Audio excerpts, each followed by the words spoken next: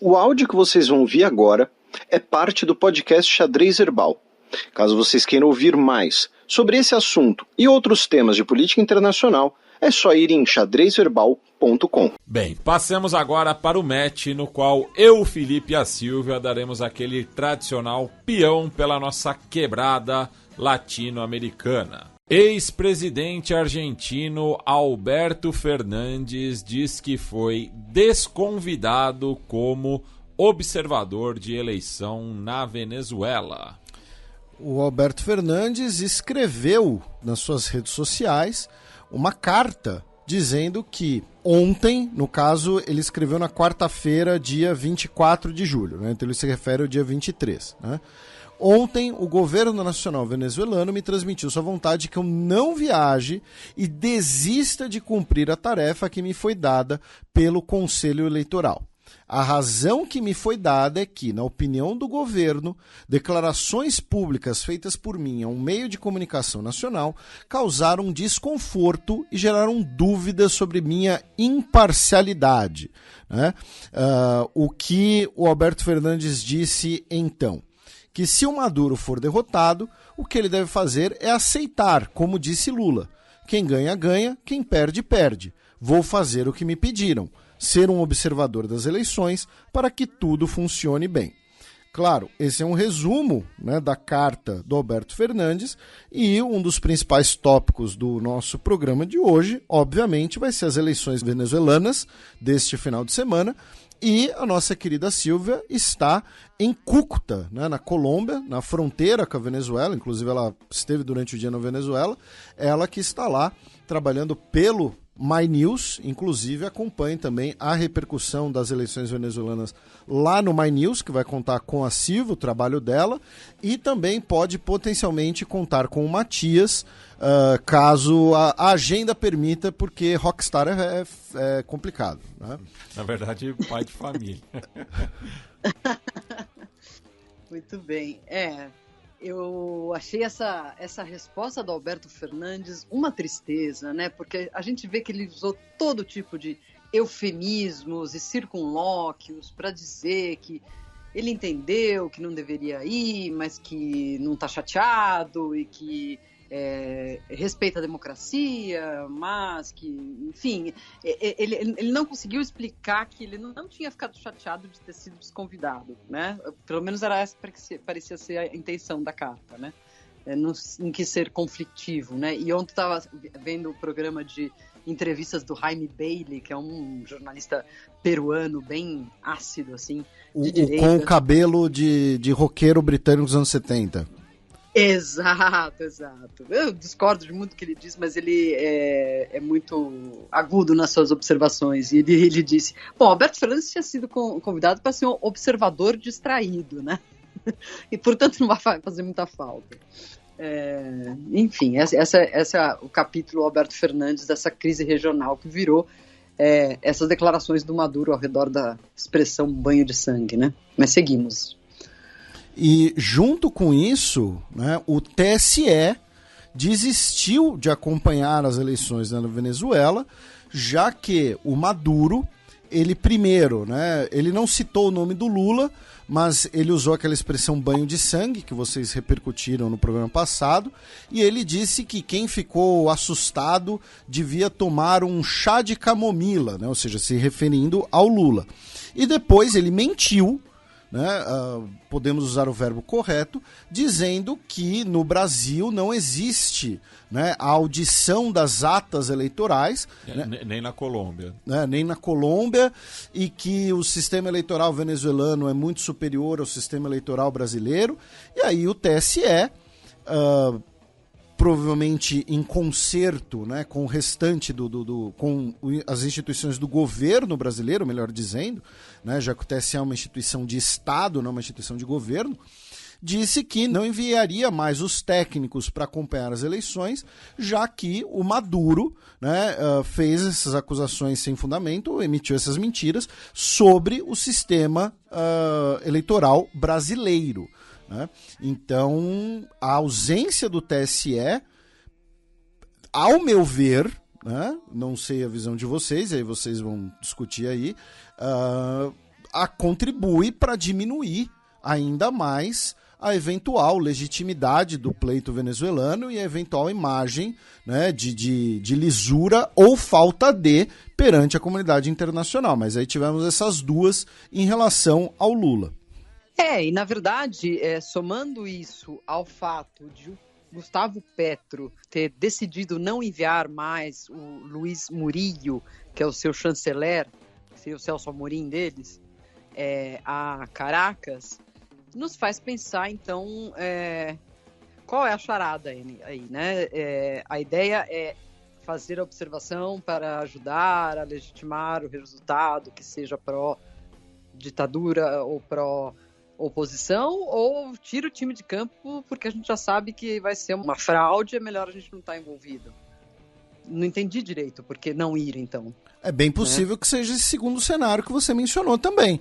E no caso do TSE, pelo menos, eu consigo entender a lógica, e é uma lógica que a gente já viu em várias ocasiões, que é, se você ofende ou ataca um outro país, um outro chefe de governo ou uma instituição de outro país, depois você não pode também querer que essa instituição, esse país, coopere com você, né? Então, claro. Uhum. Então, mas essa segunda possibilidade que você levantou também é muito possível, né? De que essas retiradas brasileira, colombiana, seja também um sinal de que, olha só, já o jogo já está armado, não vamos ajudar a legitimar isso. Uhum. Eles podem ter uma interna, né? De que, olha, ele vai roubar de qualquer jeito, porque já sabe que não tem os votos. Não sei. O mercado especulativo está a fundo nesses dias com relação a domingo. E aproveitando, e aí vocês têm bastante coisa de Venezuela para discutir também, mas aproveitando o gancho, é importante mencionar que todas pesquisas que estão sendo publicadas, mais recentes, estão dando uma vitória do Edmundo Gonzalez, e uma vitória relativamente confortável. Né? Algumas instituições que às vezes são descreditadas como serem anti-Maduro, alguma coisa assim, porém, outras instituições, né, de pesquisa eleitorais, tanto dentro quanto fora da Venezuela, como por exemplo algumas instituições peruanas, estão dando uma vantagem do Edmundo Gonzalez. Né? Sim. Claro, sim. As pesquisas já foram desmentidas antes, mas assim, você tem a pesquisa, por exemplo, do Poder e Estratégia, tá dando uma diferença assim, de 60% dos votos para o Edmundo Gonzalez e 25% para o Maduro, sabe? Sim, sim. Também a do Instituto Delfos, que é respeitada porque é da Universidade Católica Andrés Bello, dá uma diferença de cerca de 3 a 4 milhões de votos. Que eu não sei se corresponde a esse percentual aí. Mas, enfim, estão dando números muito distantes, né? O que leva a gente àquelas ponderações, né? Como que a gente sabe que o chavismo costuma manipular eleições? Não é pelas urnas. Isso é uma coisa que eu acho que é bom que fique claro, porque o sistema eleitoral, o sistema das urnas eletrônicas, tecnicamente é muito bom. Em 2015 eles fizeram uma reforma e as urnas foram legitimadas pelos organismos internacionais, por vários técnicos, pela ONU. Não são as urnas o problema. O problema é o que o regime faz em torno do voto, ou seja, desabilitar os eleitores, desabilitar os candidatos, falar para um sujeito que ele mora em Maracaibo, mas ele vai ter que votar no estado Bolívar. Enfim, coisas assim, né? Atrapalhar a chegada das pessoas ao voto, colocar votos de mortos, isso eles fazem muito, mas a urna em si não é o problema. A gente mencionou no início que você está na fronteira, e como é que está assim, o clima na fronteira, né? Até porque, considerando agora essa desistência colombiana, enfim, como você, né, você que está no campo, como você está vendo essa situação toda, Silvia? Então, justamente, eu falei dessa coisa das urnas para voltar a esse pensamento. Obrigada por lembrar do que eu estava pensando. As pessoas que eu entrevistei aqui na região, especialmente nas principais pontes da fronteira aqui, que são a ponte Simão Bolívar, é uma ponte peatonal, a ponte de Tienditas, que eu não sei se vocês se lembram, quando o Guaidó tentou fazer aquele circo da entrega da ajuda humanitária, aí o Maduro foi lá e colocou uns containers, e não podia passar nada por ali. Enfim, a ponte de Tenditas agora está livre, pode passar. E depois tem a ponte Santander, que também é de veículos e pessoas. Elas estão com muito movimento, eu estive nelas, fiz uma reportagem aí para o My News, e só consegui encontrar pessoas que diziam que iam para a Venezuela para votar no Edmundo González. Ou estavam atravessando de volta para Cúcuta, porque muitos moram, né? Aqui, Cúcuta tem 1 milhão de habitantes e 200 mil são venezuelanos. Então, muitos estão registrados para votar aqui. E Cúcuta é próxima de São Cristóbal, que é uma das principais cidades da Venezuela também, né? Que, inclusive, é a região da onde vem a família do Nicolás Maduro, cuja parte da oposição, né, mais chauvinista, acusa ele de ser colombiano, né? Porque tem o tipo dessa região é chamado de Gocho, e a família do Maduro é Gocha. É Gocha. Essa é uma polêmica cuja evidência nunca surgiu, né? O birth certificate do Maduro nunca surgiu, mas se diz que ele teria nascido aqui, em Cúcuta, portanto não poderia ser presidente e sequer ditador e sequer eleitor na Venezuela.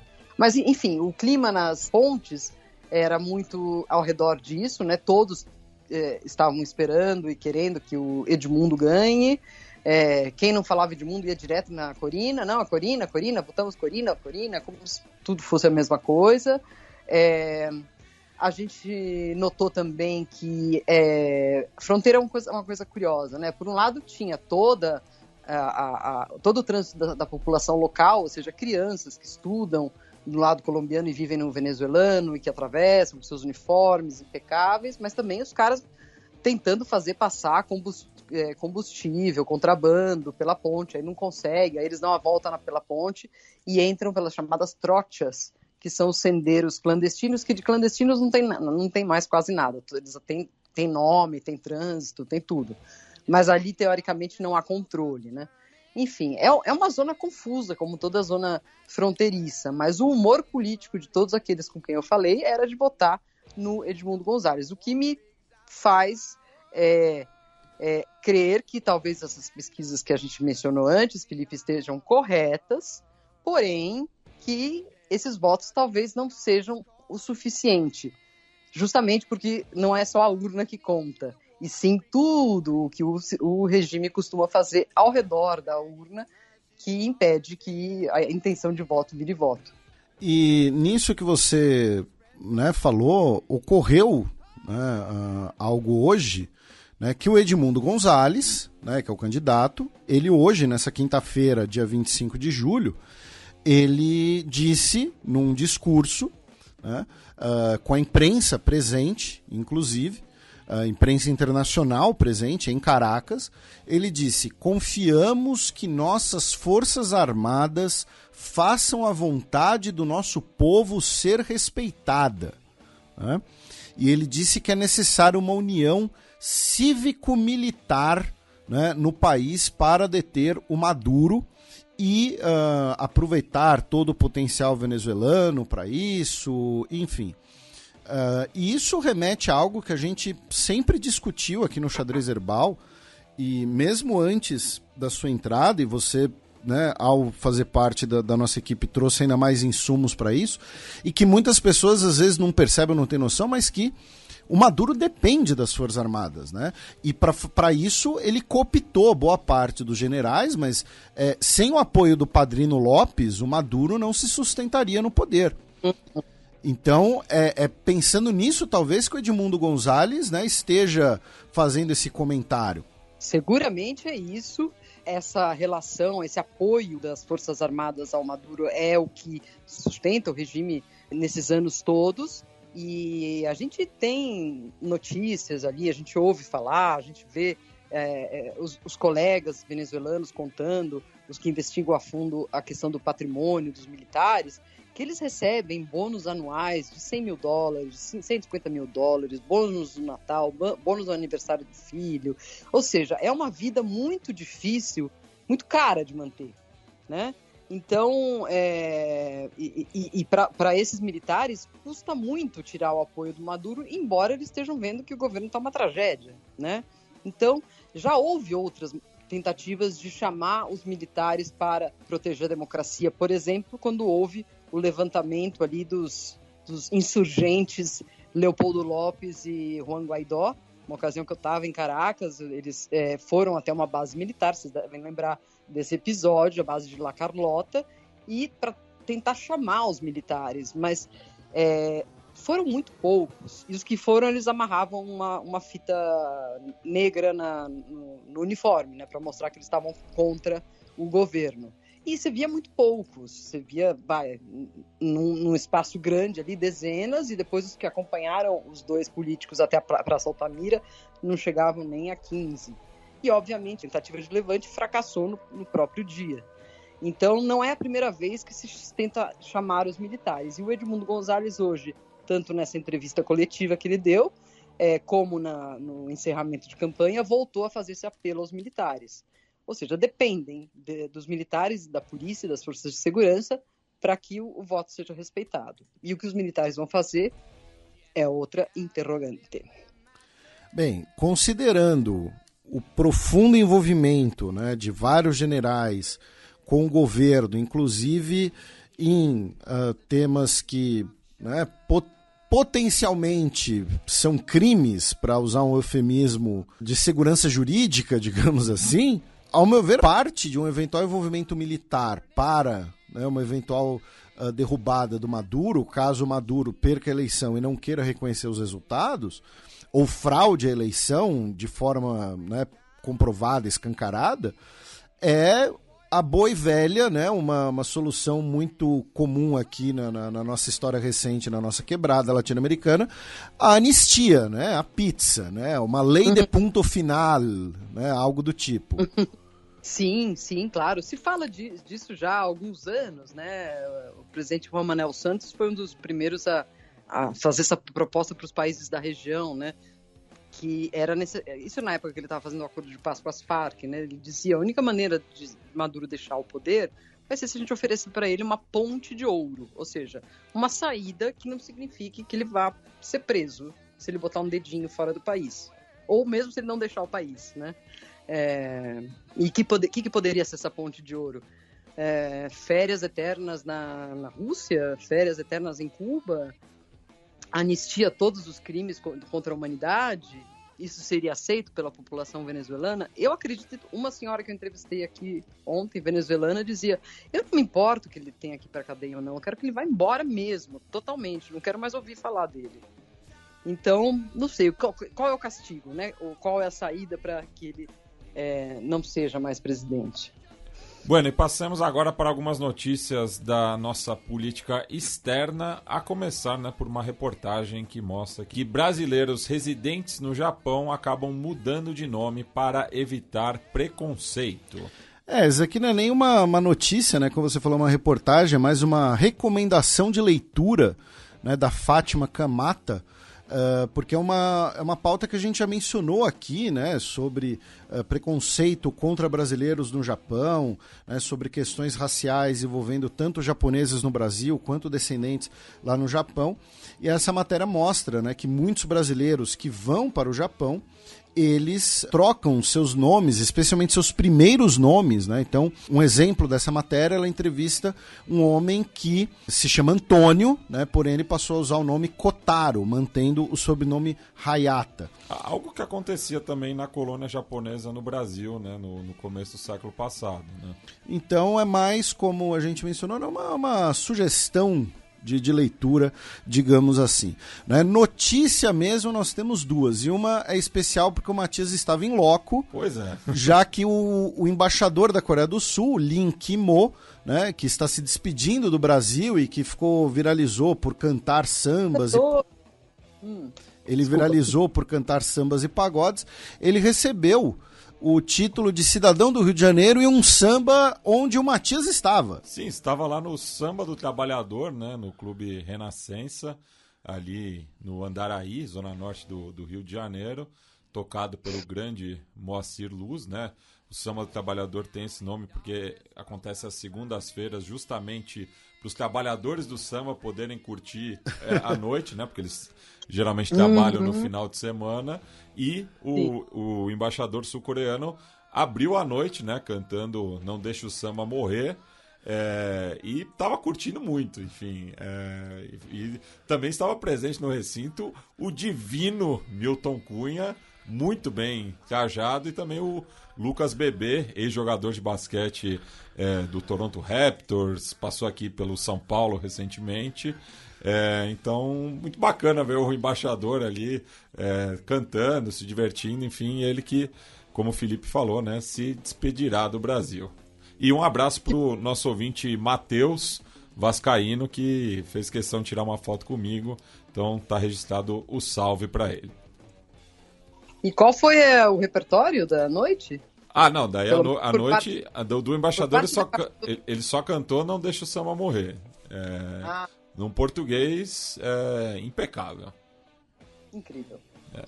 E a outra notícia, muitos ouvintes marcaram a gente também, né? Que estão dizendo até que pode ser o próximo plot, né? Por uma possível franquia, né? Teve o Cocaine Bear, agora podemos ter o Shark Bear, né? Já que encontraram na costa brasileira, né? 13 tubarões da espécie bico fino do Atlântico, né? Que é um tubarão de pequeno porte, com uma alta concentração de cocaína, né, na corrente sanguínea, né, algo mais de 100 vezes do que de outras vezes registradas, né, e pelos testes realizados não seria a droga não seria de procedência do Brasil, né, seria muito possivelmente de outras partes do continente. Isso a partir desse estudo, né, da Fundação Oswaldo Cruz. E essa droga seria porque eles vivem em águas contaminadas, não porque eles estariam sendo usados isso mesmo, como mula, né? Porque justamente é uma espécie pequena, né, e que devem ter tido contato, né, com alguma carga subtraída, enfim. Tem a possibilidade que eu vi que seja devido à presença de traços de cocaína nos dejetos sanitários brasileiros escoados do mar. Enfim. Esgoto, hein? Que notícia esgoto, hein? Teorias, mas enfim, vários ouvintes marcaram a gente nessa notícia que repercutiu bastante fora do país também, né? Bueno, agora a gente vai lá para Fronteira da Paz, para Santana do Livramento, onde foi assassinado um dos comparsas do Sebastião Marcet, o Rodrigo Loli Fontana, né? Essa notícia do sábado passado, já que ao meio-dia, né, esse sócio aí do primeiro cartel uruguaio estava num restaurante, né, do lado brasileiro da fronteira e acabou sendo assassinado, né, por um motorista de moto, né, que se aproximou de uma caminhonete branca e disparou ao menos 8 vezes no motorista, que era o Fontana, né? Ele que havia sido extraditado desde o Brasil a pedido da procuradora Alejandra Domingues em 2022, né? E falando, né, no clã Marcet, a ministra da Corte Suprema de Justiça do Paraguai revelou, né, para a Rádio Inhanduti ameaças, né, que o narcotraficante tem feito a juízes e procuradores paraguaios, né? Então a gente repercutiu, né, na semana passada a prisão da esposa do Marcet em Madrid e estamos tendo aí, né, desdobramentos relacionados ao narcotraficante que segue foragido, muito provavelmente no Paraguai, né? Mas como a gente vem tratando aí desse caso desde o final do ano passado, tem diversos rastros aí pelos países do Cone Sul.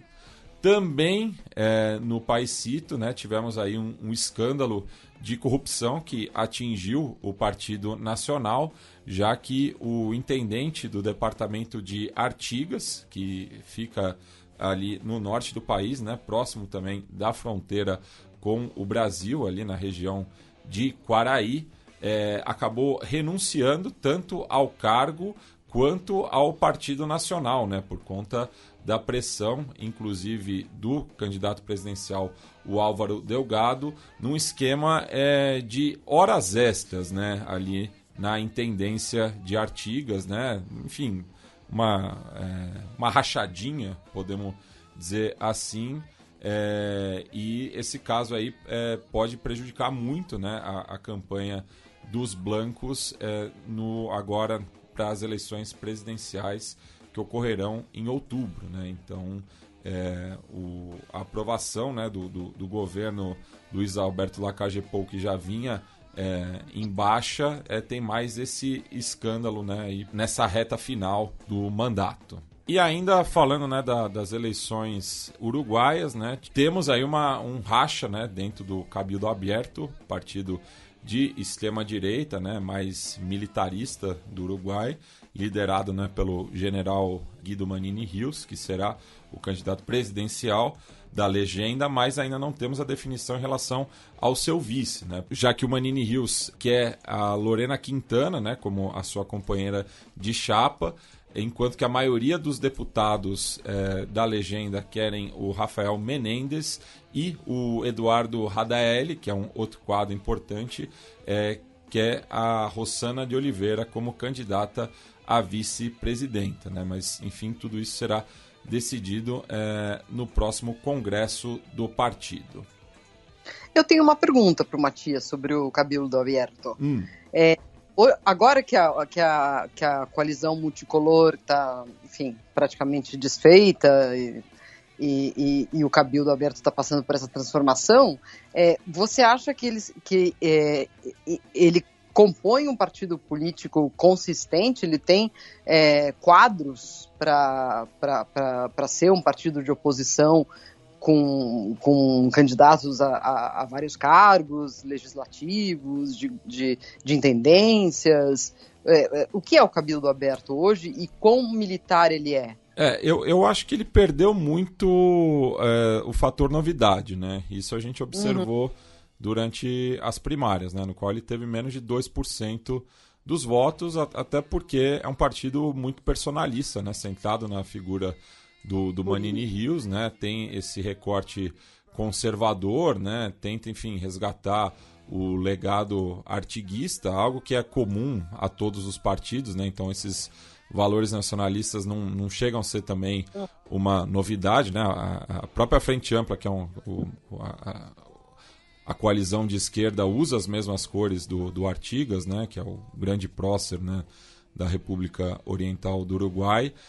Então acho que perdeu muito da sua força e vai, né, se tornar o partido mais radical à direita, né?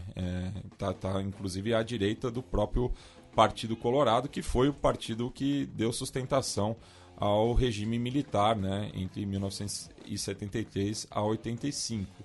Então, assim, estou repercutindo a notícia porque é a quarta força atualmente do Uruguai, que tradicionalmente é um país bipartidarista e que nos últimos 50 anos teve a Frente Ampla, né, disputando esse espaço e conseguindo eleger 3 presidentes e é favorita, né, ao seu 4º mandato.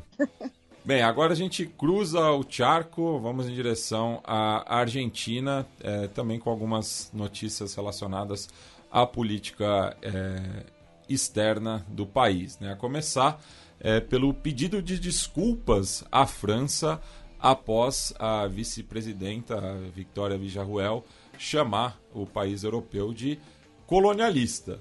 Nisso, ela não errou. Pois é.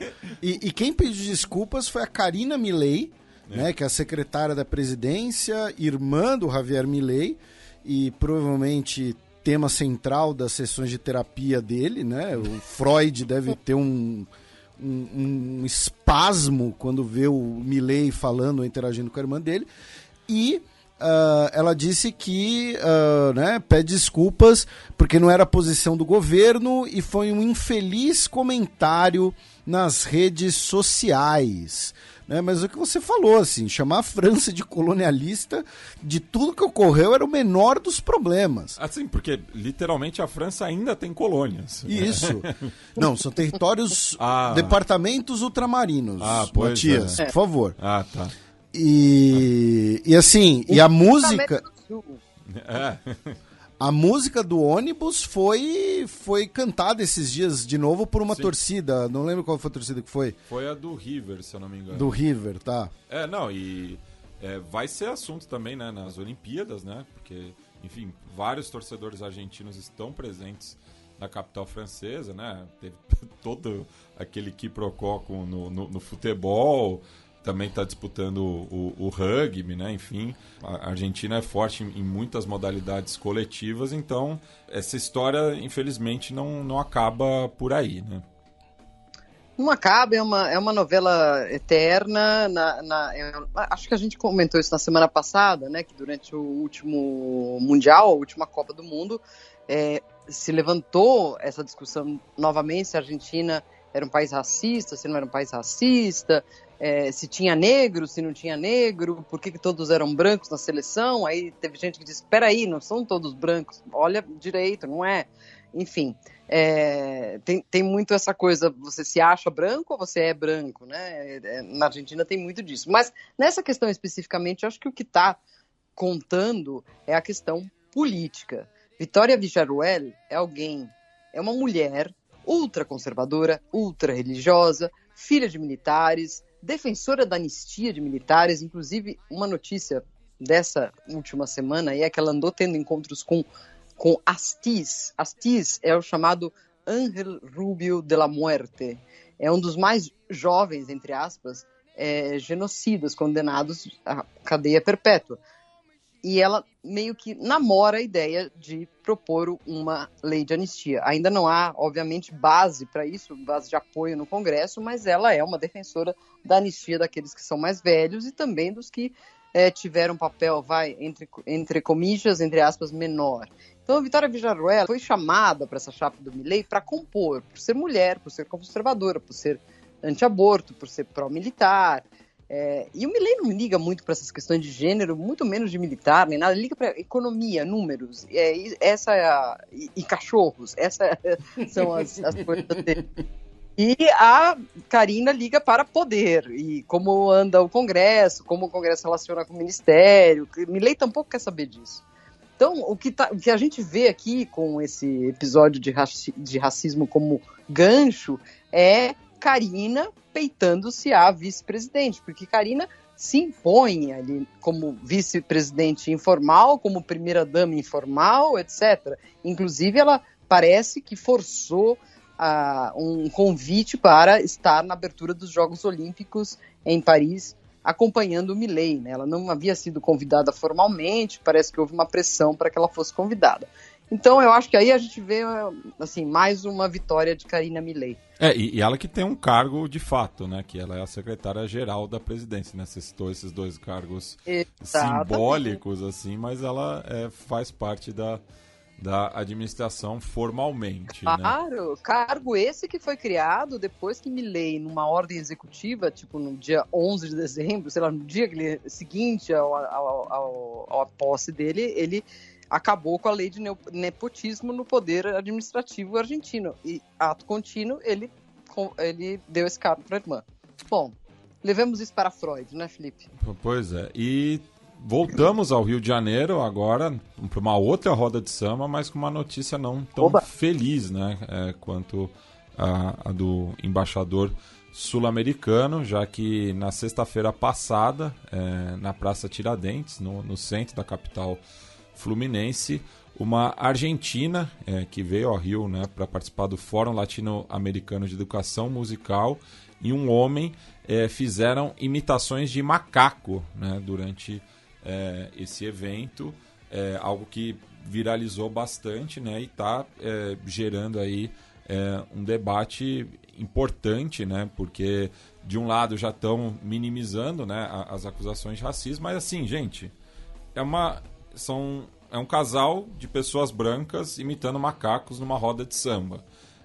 Se isso não tem uma conotação racial, enfim, eu não sei o que mais, assim, né? Tipo... A associação musical que ela faz parte, que é inclusive em homenagem ao Karl Orff, né, o autor de Carmina Burana, e que, assim, ele durante muito tempo foi debatido se ele seria um nazista ou não, mas ele é um dos mais importantes pedagogos musicais também.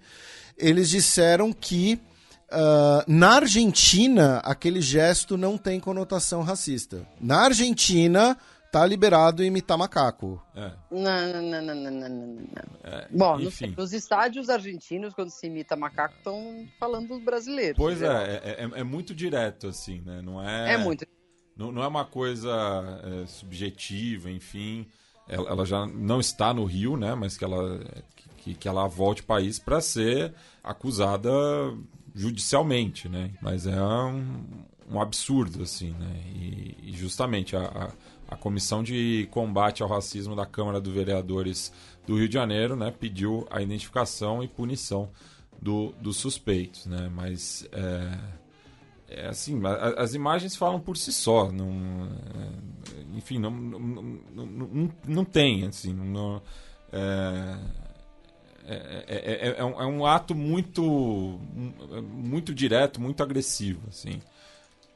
E outra notícia triste, né, relacionada à Argentina, ainda em relação ao caso, né, do menino Lohan, é que a Polícia Nacional do Paraguai está buscando, né, o paradeiro dele na cidade de Villarrica, no departamento de Guairá, no sul do país, de acordo, né, com dados da Interpol, né, relacionados ao desaparecimento do menino argentino de 5 anos, né? E efetivos policiais paraguaios realizaram, né, procedimentos em diferentes locais, né, dessa cidade e outros distritos que estão localizados, né, sobre a rodovia número 8 do Paraguai, né? Enfim, esperamos que essa história tenha um desfecho feliz, né? Mas é um caso que, para o governo Milei, não faz parte, né, das prioridades momentâneas.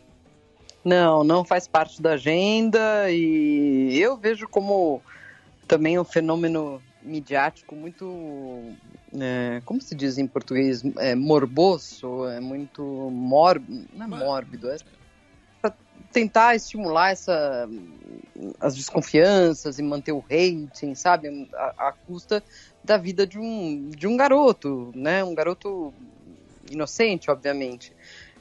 Para que vocês tenham uma ideia, pelo menos até antes de eu sair da Argentina, eles estavam escrutinando a vida de cada um dos participantes do tal almoço, que foi a última vez que ele foi visto com vida, né?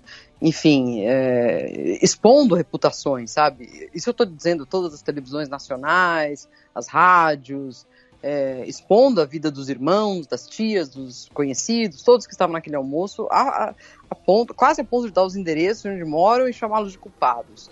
Então eu acho que aí há também uma certa soberba da imprensa, que é da capital, da CABA, da capital da cidade autônoma de Buenos Aires, com relação ao que é o interior, né? Tipo, todos ali poderiam ter feito algo, sabe? Então é muito, muito triste isso. Eu espero que ele apareça com vida, porque se foi sequestrado para trata de pessoas, ainda há uma esperança de que ele apareça com vida, né?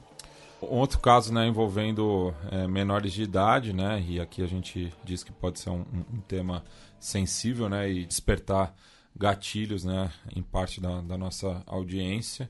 Então, sugerimos, né, para essas pessoas que adiantem o programa em 2, 3 minutos, enfim, já que o senador Javier Macaya, da União Democrata Independiente, né, que é uma legenda conservadora do país, né, fundada pelo Jaime Guzmán, né, que era o mentor intelectual do regime militar ali na virada dos anos 70 para os anos 80, saiu em defesa, né, do seu pai, o Eduardo Macaya, num caso, né, de abuso sexual de 2 meninas de 14 anos de idade. Né? Ele foi condenado a 6 anos de prisão, mas o senador diz que o caso está sendo contaminado, enfim, que não dá para acreditar só no testemunho das vítimas, e então está gerando, né, toda uma discussão, inclusive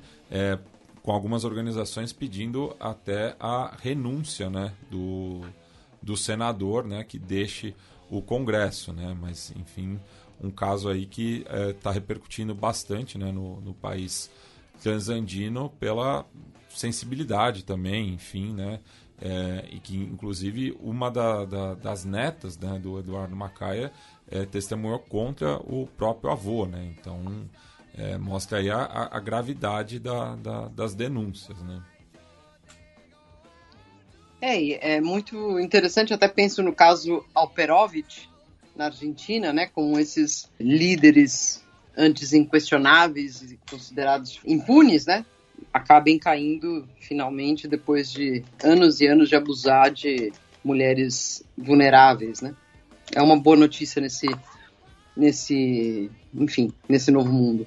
Pois é, e outro caso também que está repercutindo bastante no Chile é em relação ao Eduardo Radue, né, o ex-alcalde de Recoleta, que a gente tem tratado já há algumas semanas, já que foi instituída, né, na Câmara de Deputados uma comissão especial para investigar o caso, né, das farmácias populares, pelo qual, né, ele teve a prisão preventiva nesse caso de corrupção, né, que está atingindo também o governo Gabriel Boric, já que o Radue faz parte, né, do Partido Comunista, que é um dos principais partidos da base do Boric. Sim, eu acho que é meio urgente que se apure, que se investigue essa questão dele com esse suposto escândalo com as farmácias populares, mas também sempre remarcar que o Partido Comunista é da base de apoio do Boric, mas é um partido dividido nesse apoio, né? A parte que apoia é a parte comandada pela Camila Vallejos, que está no gabinete do Boric. É a porta-voz do governo. É a voz do governo. E a parte que não apoia, que é mais radical, é a parte do Radue. Mas, enfim, é uma figura importantíssima na esquerda chilena, de um ponto de vista internacional. A gente já comentou aqui o apoio que recebeu do presidente Petro da Colômbia. Enfim, há que se acompanhar, mas eu sinto falta aqui nesse caso, fazendo já uma crítica à imprensa novamente, embora eu goste muito do The Clinic, eu acho que falta uma investigação de fato da culpabilidade, do que de fato aconteceu, para a gente não sair dizendo, é um corrupto, ou não, o jornal de direita que tem mais circulação está acusando de corrupto, não sei, eu acho que me faltam informações para ter uma opinião informada aí com respeito ao Daniel Radue. O The Clinic é uma publicação que eu recomendo que as pessoas leiam sobre o Chile, mas não é uma publicação de jornalismo investigativo, né? Isso deveriam estar fazendo aí alguns outros sites de informação ou os próprios jornais tradicionais, como El Mercúrio e La Tercera. Principalmente La Tercera, que tem uma visão um pouco mais progressista.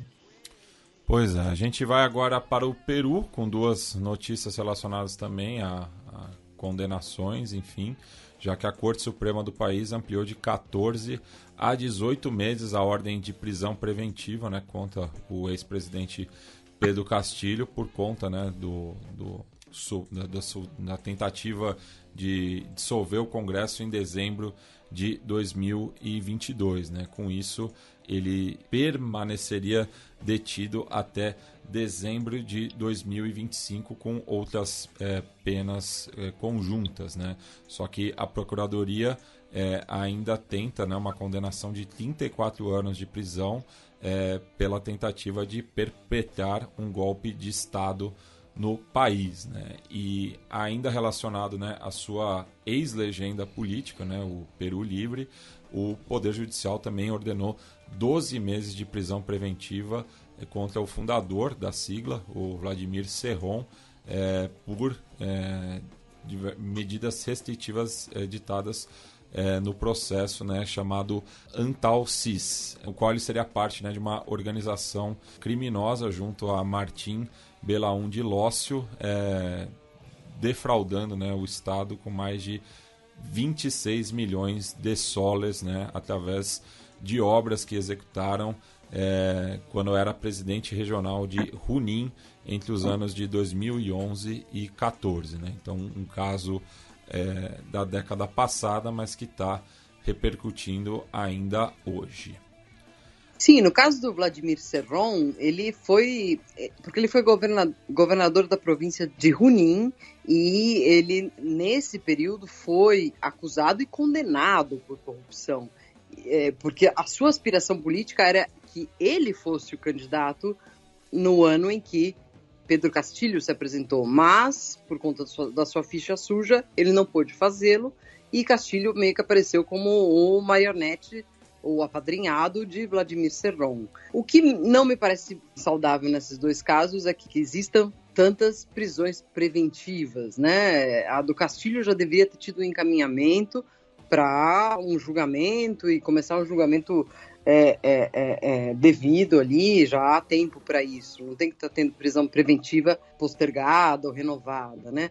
E no caso do Vladimir Cerrón, que já tem uma condenação, não há muito o que dizer, né? Enfim, tem que acabar a prisão preventiva e começar a cumprir a pena, porque ele tem uma pena já. Enfim, são essas coisas da justiça peruana que, infelizmente, não é totalmente independente do executivo peruano. Bem, agora a gente passa para uma notícia de hoje mesmo, na Colômbia, que ainda não temos, né, muitas informações, mas tivemos distúrbios na Universidade Nacional de Bogotá, inclusive com uma possível troca de tiros entre a polícia e encapuzados, né?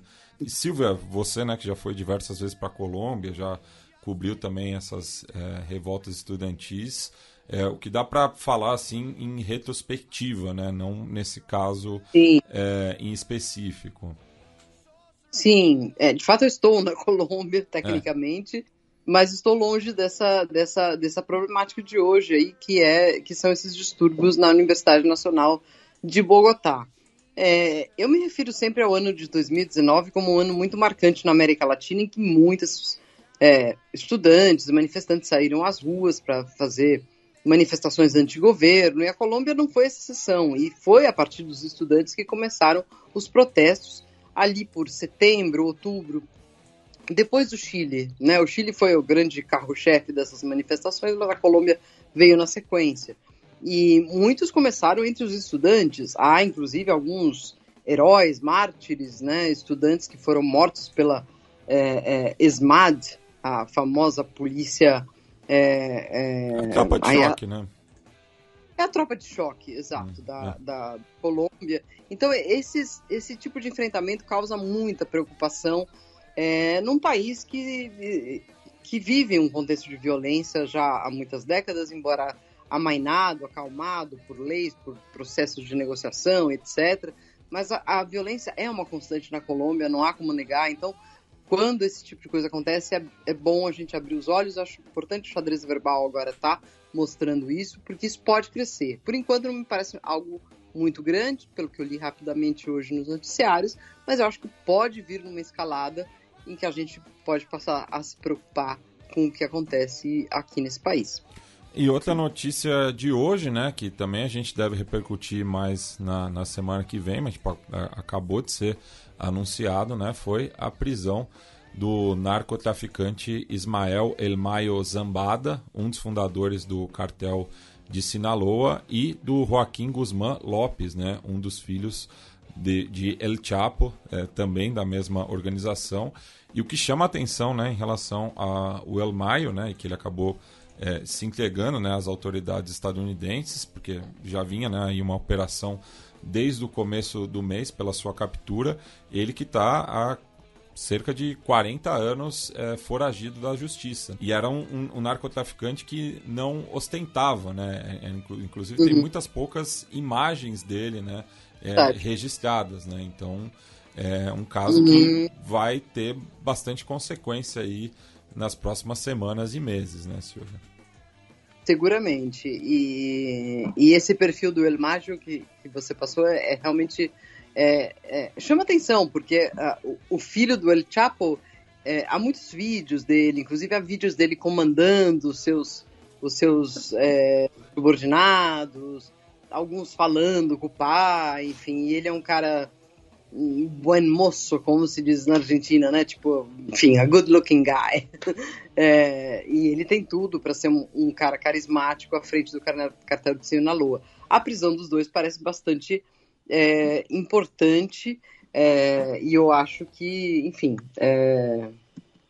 vai ser um momento importante para o cartel de Sinaloa, nesse momento em que ele está presente em vários países da América do Sul, né? Desde Equador, no Equador muito forte, aqui na Colômbia muito forte, na Venezuela muito forte, não sabemos ainda se no norte do Brasil, aí precisa ver direito, mas é um cartel com pretensões latino-americanas. E muito provavelmente, né, o novo chefe do cartel é um dos filhos do El Mayo, o Ismael Zambada Siqueiros, conhecido como El Maito Flaco. Enfim, a gente muito provavelmente deve voltar a esse caso em breve, né? E para fechar a minha participação nesse bloco, e já deixo aí o espaço para a Silvia, né, fazer a sua recomendação cultural, fica aqui a minha indicação, né, da coluna do José Denis Cruz para o portal Divergentes, chamado Que queda de la Revolución Sandinista? E ele responde já no título Nada, né, no qual ele faz uma crítica a partir, né, de um olhar revolucionário em relação ao sandinismo e o que sobrou desse legado atualmente na Nicarágua. Ah, que interessante. Pô, eu vou fazer uma dica dupla, então, porque eu tinha pensado na minha dica, eu vou falar dica pensada e rapidamente da dica que eu pensei agora. Há um filme na Netflix muito interessante chamado Goyo. É protagonizado pelo ator Nicolás Furtado, que aqueles que acompanham séries e filmes argentinos vão se lembrar como el Diosito de El Marginal. O Matias sabe perfeitamente de quem eu estou falando. Ele que é uruguaio. E ele faz aí um sujeito bem nascido, de uma família rica, com irmãos compreensivos, mas ele tem um diagnóstico de Asperger. E ele faz um personagem que é um guia de museu, do Museu Nacional de Buenos Aires, e ele tem ali um amor platônico que ele desenvolve, que ele transforma em arte, mas que depois vai se complicando. O filme é muito, muito sensível e interessante e mostra uma Buenos Aires sempre linda, porque afinal é Buenos Aires.